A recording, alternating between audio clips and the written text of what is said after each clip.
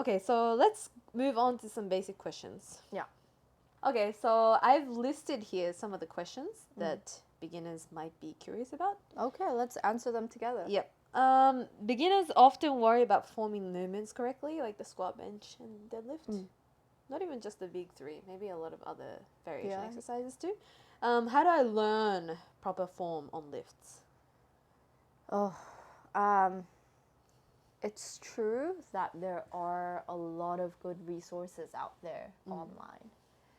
But if you are a complete beginner, I would find a really, really good coach Yep. and invest some offline time with that person. It doesn't have to be like 3 months, it doesn't have to be like 30 sessions.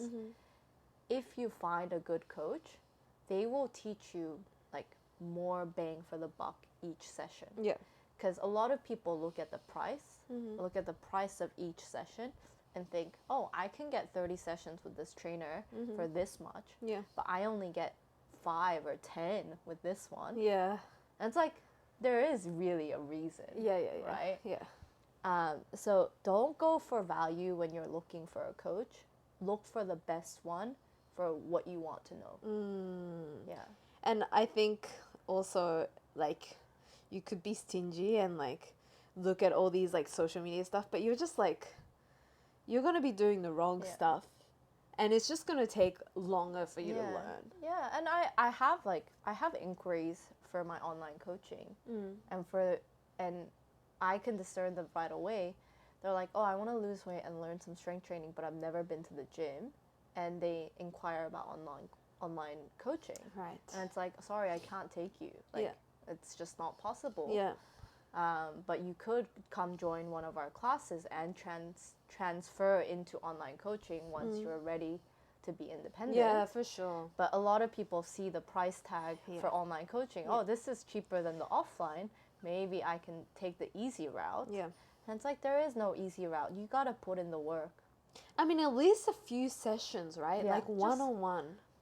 Like, I would even think like 5 sessions, you could learn a lot. Yeah. Like even just the basics too. Yeah. Yeah.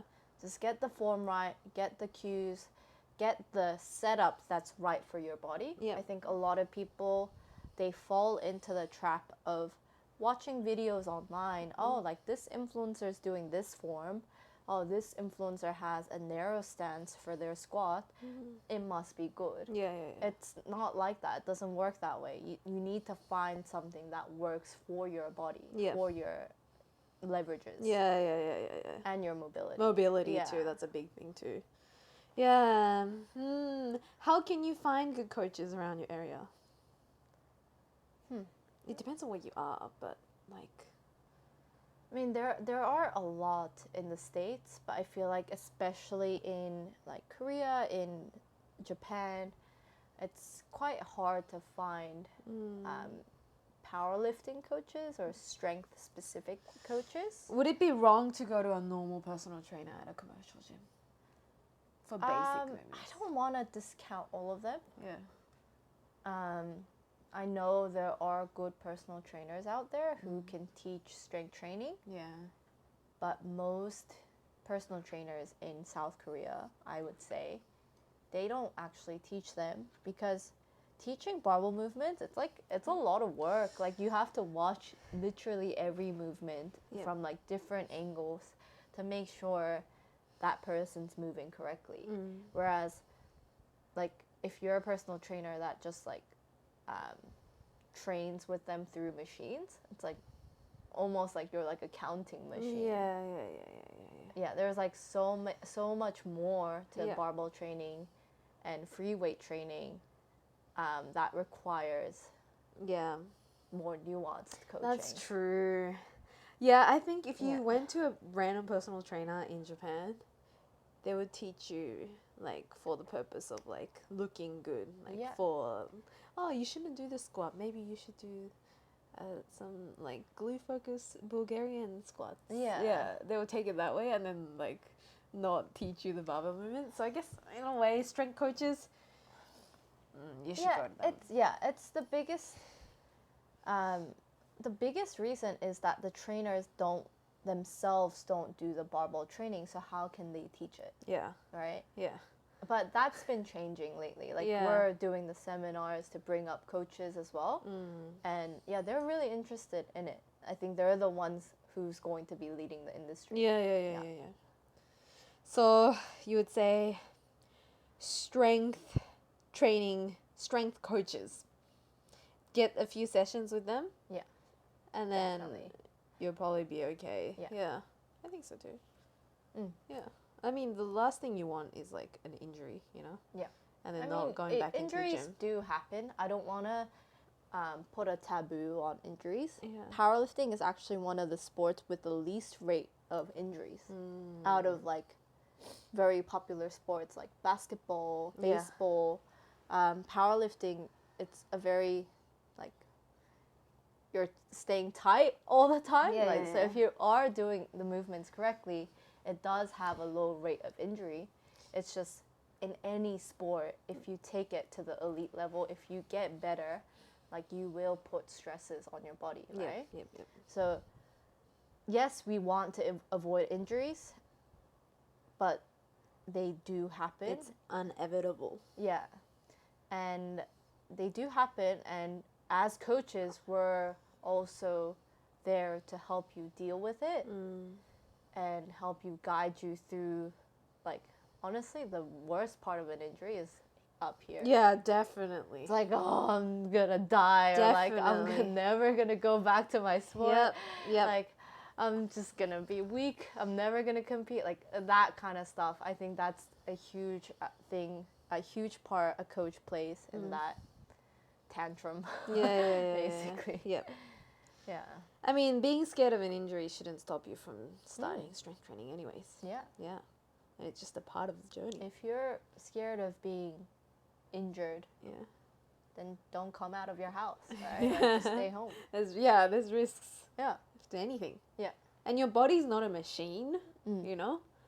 You just got to take care of it. And that's just like, it's a part of the journey, like I just said. All right, so how much weight should I start with when I'm training? Like, we did a reel, right, about like, intensity. Even the bar is super heavy.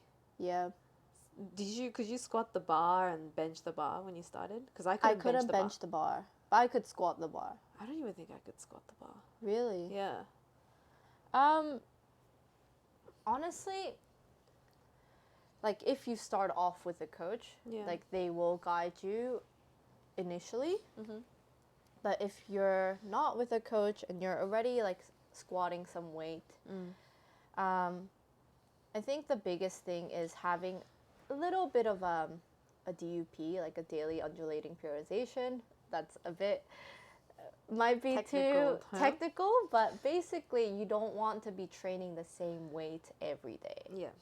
Like, you got to be adding some sort of stimulus. Yes. New stimulus. Yeah. So we want to train at different rep ranges. Even for one same lift, maybe I'm doing, triples another day. That's a little bit heavier.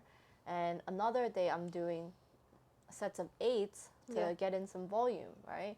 Or you could even have a top single that goes down to a back off set to get more volume, right? So it's about training in different rep ranges. And for beginners, I would say I wouldn't push to an intensity where like your form is breaking down too much. I honestly, like, as a newbie, like a complete newbie, I would go like fairly light for like 10 reps for like 3 to 4 sets. Just like practice the movement, get the coordination priming your body. Yeah. Like, imagine if you just try to do like 1 rep max as a newbie, because that's all they watched, you know? Yeah, it's like, oh, I'm a powerlifter, I have to do 1 rep. Yeah. 1 reps? 1 rep. 1 reps. Yeah, and you need some sort of like, you need to build some sort of muscle first and like prime your body so that you can handle more weight. Yeah, I think specifically for beginner powerlifters, they don't focus enough time on accessories and building muscle. Yeah. Your joints don't take it too. Yeah. So it's like building muscle is basically like building up a bigger cup, right? So if the coffee inside this cup, which is not much anymore, if the coffee inside this cup is strength, we need a bigger cup to fill this up. Yeah. So build your working capacity first. Yeah, go light. It's okay to go light. Yeah. And like we talked about it on Reels too, like bar, if you can't do the bar, there are other like alternative exercises that you could do. You could start with dumbbells. Yep. Like if you can't squat the bar, you can do goblet squats, dumbbells. You could choose the weight. It could be very light. It's okay. Yeah, get the form right. Prime your body. Just go light. Yeah. Yep. Get moving. Does that answer the question? How much weight should I start? I guess so. Yeah, I think because beginners don't know what their estimated 1RM is, or actually their estimated 1RM probably changes session to session. Oh, yeah. Because they're progressing so fast. Yeah. I wouldn't even use percentages. Yeah. Just go by feel. Get used to maybe working with RPE. Yeah. It doesn't have to be that fancy or like, oh, is this an RP 8 or 8.5? But it's like, was this hard, easy, kind of hard? Like, I think I can do 3 more. Like, just go by feel. Yeah. I'm very curious as like you as a coach, right? Beginners are so used to like making progress all the time, but they don't make the same progress like speed wise, right? Yeah. Like even after a year, like it's like, oh, like I'm slowing down a little bit. Do you have clients that are like, oh, I'm not making progress anymore, I'm really shit, this is all I'm gonna be like? All the time.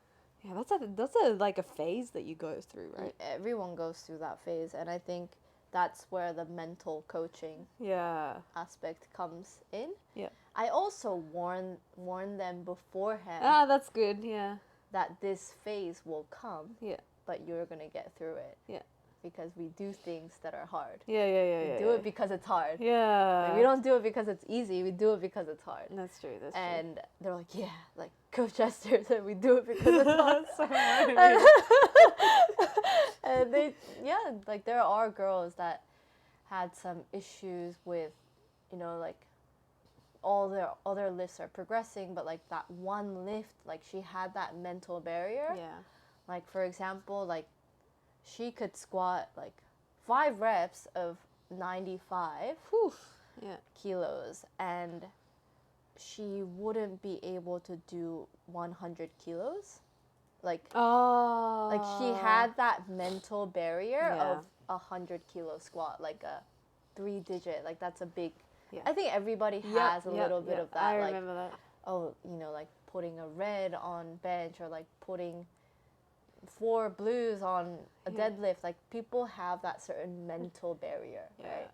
And like it wasn't for her. It wasn't actually a physical plateau. It was a mental thing. I remember my first 100 kilo squat. Yeah. I wanted it for so long. Yeah. I changed it to low bar on that session. Yeah. That I was gonna PR. Oh my god. And then I drank so many energy drinks. And I did it, right? It was pretty easy because obviously I changed to low bar. I was like, I couldn't sleep the whole night because I was like, my and then heart you just play it back just keep watching the same lift. Yeah. Like in bed. I did it. Yeah. I did it.